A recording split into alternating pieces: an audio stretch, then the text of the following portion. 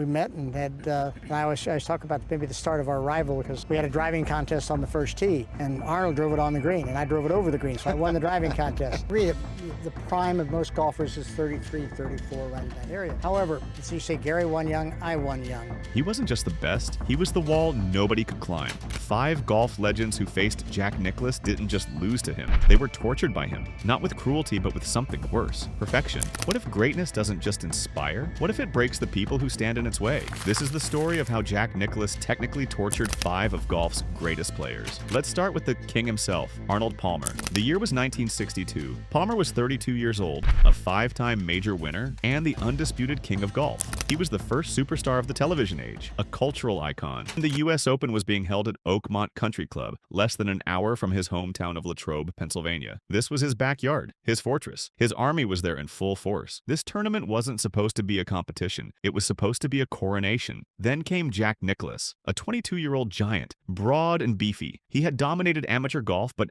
hadn't won a single tournament as a professional. He was everything Palmer was not. Palmer was the common man's guy, a blue-collar player defined by aggressive charisma. He willed the ball into the hole and the people willed the ball in with him. Nicklaus was the antithesis of Palmer's romance. He was methodical and precise. His analytical approach was met with skepticism and mixed reactions. To Arnie's army, he was the enemy. But here's where the torture began. Palmer's greatest weapon was the crowd. Thousands of spectators created hostile conditions for his opponents. They openly cheered Nicklaus's missteps. Palmer fed on that energy, but the weapon was useless against this new opponent. Nicklaus played with blinders on. He was singularly focused on one goal, winning that golf tournament. The 18-hole playoff was the final devastating proof. Palmer's greatest weapon, his otherworldly clutch putting, was off. He carded a bogey on the 13th hole after his third 3-putt of the playoff. That gave Nicklaus a 2-stroke lead with 5 holes to play. Nicklaus remained a fortress of brilliant play. Sports Illustrated reported that he icily outputted golf's best clutch putter. The final score was a cold mathematical verdict. Nicklaus 71, Palmer 74. Palmer would later call the 1962 playoff the biggest disappointment of his life. The dethroning was so total that Palmer, gracious in defeat, uttered words that proved chillingly prophetic. Now that the big guy is out of the cage, everybody better run for cover. Palmer often mused in later years that if he had won that day, he might have been able to hold Nicklaus off for a few more years. But he didn't. And he couldn't. The torture for Palmer was not the loss of a single tournament. It was the invalidation of his supernatural aura. Palmer's dominance was built on a magical, charismatic connection with his army. Nicklaus's victory at Oakmont was cold, logical proof that a superior technical and mental method was immune to magic, hostile crowds, and charisma. Nicklaus didn't just dethrone the king. He broke the spell of charisma in golf. Which of these rivalries do you think was the toughest mentally? Drop your take below. Now let's talk about Gary Player. The rivalry between Nicklaus and Player was different. It was defined by a deep, complex, and lifelong friendship. They were 2 components of the Big Three along with Palmer, a triumvirate manufactured by sports agent Mark McCormick to popularize televised golf globally. They traveled the world together. They stayed at each other's homes. But beneath that friendship was a fiercely competitive fire. Player himself admitted that, boy, did we want to beat each other. Oh, we were so determined to beat each other, it was unbelievable. For Player, this healthy rivalry became a career-long, globe-spanning quest to keep pace with a man he knew was his physical superior. The torture for Player was the immediate and obvious disparity in their games. Nicklaus was the major steamroller, the prototype of the modern major championship player. He was defined by superior power and a game perfectly suited to the grand stage. Player was a 9-time major winner in his own right, but he recognized he could not match Nicklaus power for power. He was forced to define his career in opposition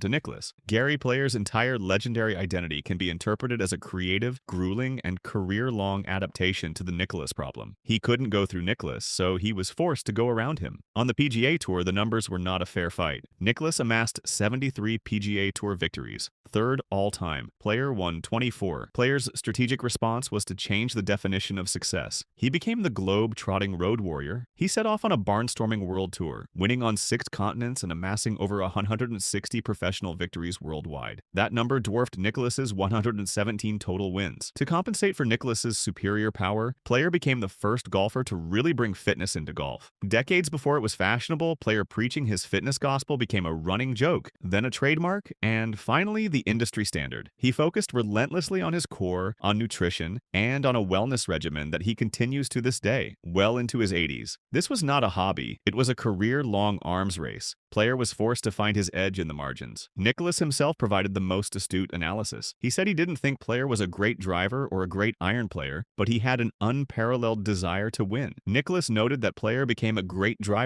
or iron player when he needed to be. Player channeled this desire into mastering the scoring-specific parts of the game. He became a legendary short-game maestro. He developed a philosophy of keep it low for the dough and became one of the greatest putters in history. He admitted his own limitations relative to his rival. I wasn't the best lag putter. Jack Nicklaus had tremendous feel from distance, but from inside 10 feet? I believed I was as good as anyone who ever played the game. The torture of being perennially less powerful than his chief rival forced Player to innovate. He couldn't beat Nickalus at his own game, so he invented a new one. The torture Nickalus inflicted simply by existing forced Player to become a fitness pioneer, a global ambassador, and a short game wizard. Then there's Billy Casper. The case of Billy Casper is perhaps the most insidious example of Nickalus's torture. It's a torture so complete that it has retroactively warped the historical record itself. Many believe Casper's career was defined by major championship heartbreaks at the hands of Nickalus. But here's the truth. At the 1965 Masters, Nickalus won with a record-setting 271. Arnold Palmer and Gary Player tied for second. Billy Casper finished in a tie for 15th. At the 1967 U.S. Open at Baltusrol, Nickalus won with a 275. Arnold Palmer was the runner-up. Billy Casper finished in 4th place. The only time Casper actually lost to Nickalus head-to-head in a major was at the 1971 PGA Championship. Nickalus led wire-to-wire to win at 281, completing his second career Grand Slam. Billy Casper, the reigning Masters champion, made a valiant final round charge with a 68 but finished 2 strokes short in 2nd place. The fact that these errors exist, that Casper is remembered as losing to Nickalus in majors he didn't even contend in, is in itself the real torture. Casper's true torture was not being beaten by Nickalus head-to-head. It was being rendered invisible by his shadow. Billy Casper was by any statistical measure one of the greatest players of all time. His peers, including Nickalus and Lee Trevino, regarded him as the most underrated player of all time. His record is staggering. 51 PGA Tour victories, good for 7th on the all-time list. 3 major championships. The 1959 U.S. Open. The 1966 U.S. Open, where he famously beat Arnold Palmer in a playoff after being down 7 strokes with 9 to play. And the 1970 Masters. A streak of 16 consecutive seasons with at least 1 PGA Tour victory, a mark only surpassed by Nickalus and Palmer's 17. Most tellingly, in the heart of the Big Three era, from 1964 to 1970, Billy Casper won 27 PGA Tour events. More than Nickalus, Palmer, and Player combined. Why then is he a historical footnote? He was cursed by the era he played in. The Big Three was a narrative, a global marketing invention by Mark McCormick. McCormick represented Palmer, Player, and Nickalus, but he did not represent Billy Casper. This is the torture Nickalus inflicted on Casper. It was not on the course. It was narrative. As the anchor of the Big Three, Nickalus was the center of a marketing and media phenomenon so powerful that it erased a statistically superior contemporary. The 1971 PGA Championship is the perfect symbol. That event is historicized as the moment Nickalus completed his 2nd career Grand Slam. It's a story about Jack. Casper's brilliant final round 68, a charge that closed a 7-shot deficit to just 2, is a forgotten footnote. Casper's torture was being the ghost at the feast. Now let's talk about Lee Trevino. If Billy Casper was the ghost of the Nickalus era, Lee Trevino was its chief poltergeist. He was the ultimate anti-Nickalus. Nickalus was the golden bear, the blonde country club prodigy from Ohio. Trevino was the merry Mex, a Texan from a hard-scrabble background who learned the game on dusty Texas courses. He was a stranger on tour, a man with no pedigree who openly admitted he didn't belong. That is, until he beat Nickalus. Trevino openly called Nickalus the greatest golfer to ever hold a club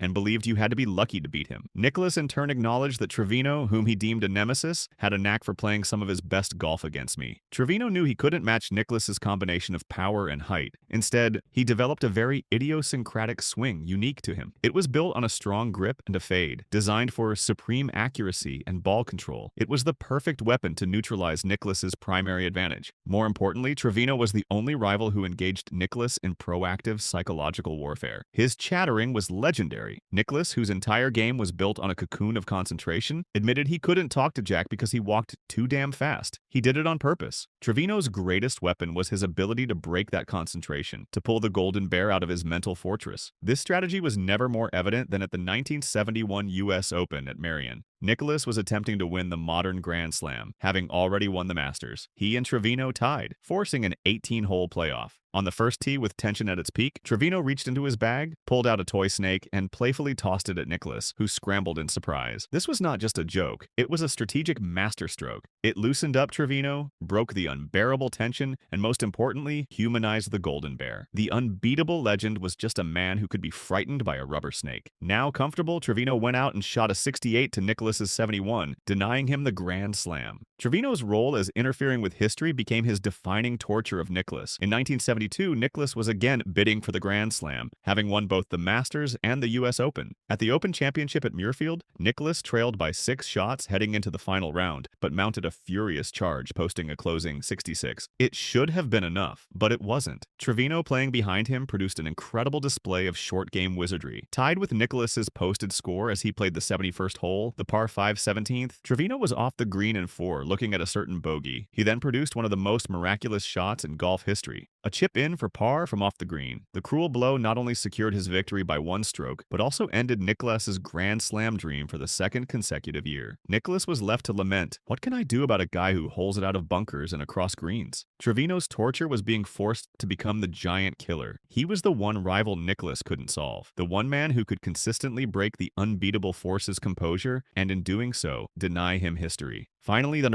we come to Tom Watson. The rivalry between Nicklaus and Watson was the era's grand finale. This was not a clash of styles, nor was it a psychological counterattack. It was something purer, and for that reason more terrifying. It was a heavyweight contest of identical transcendent perfection. The 1977 Open Championship at Turnberry, immortalized as the duel in the sun, serves as the definitive case study. Watson, then 27, had already won the Masters that year, holding off Nicklaus, but he was not yet the Tom Watson. He had not yet arrived as an equal to the big boys. Watson's torture was the sheer, unbelievable level of perfection Nicklaus demanded from an opponent to be beaten. He was not competing against a man. He was competing against the Nicklaus standard. The duel in the sun was a 2-man race from the start. They were tied after 36 holes. They were paired in the 3rd round and both shot magnificent 65s. In the final round, they were paired again, and they lapped the field in a way that is still difficult to comprehend. The reigning U.S. Open champion, Hubert Green, finished in 3rd place. He shot a blistering final round 67 and finished at 279. He was a distant 10 strokes behind Nicklaus, the runner-up. Green's quote from that day encapsulates the torture. "I won this golf tournament. I don't know what game those other 2 guys were playing. They were playing a game that no one else in history had ever played." In the final 2 rounds of a major, Nicklaus shot 65-66. It was a brilliant championship-winning performance, but it wasn't enough to win. Watson shot 65-65. The climax on the 72nd hole was the final turn of the screw. Nicklaus,